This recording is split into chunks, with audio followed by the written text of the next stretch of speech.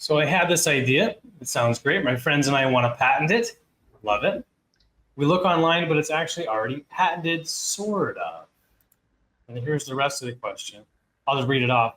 There's been multiple applications to patents in multiple countries, but they've all been abandoned except for in Japan, which in the status application is said to be pending since 1998. So it's been around for a long time, over 20 years.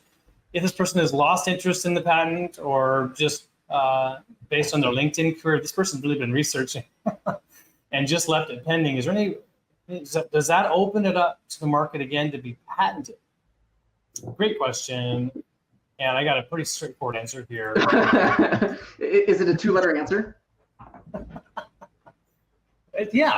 No, you cannot patent something that's been out there already, unfortunately. But what's great is you can go to market with it. So you've done a heck of a job researching. It sounds like this is an important idea.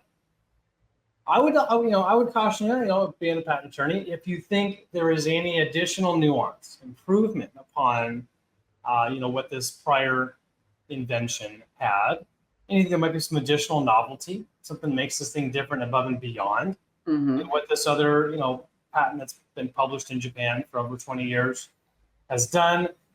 Have a talk with a patent attorney, give us a call here at Bold. We'd be happy to chat with you.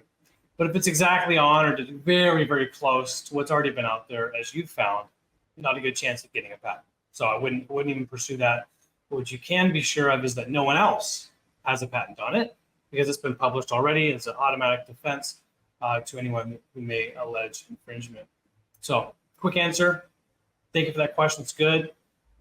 One of the quick note I will say is that if you're inventing with your friends, and I wanted to mention that too, your friends and I want to patent it. Well, what's important to understand is there's a difference between inventorship and ownership. I could go on for a bit here, but I want to make that point that if you are the sole inventor, only you should be named as the inventor. And if your friends want to basically go into business with you, right, around the technology, around the invention, well, I recommend them forming a business LLC or a C Corp and having your interests documented in a formation agreement, a contract that's binding around the ownership. And you can assign the patent that you own as the inventor to the company.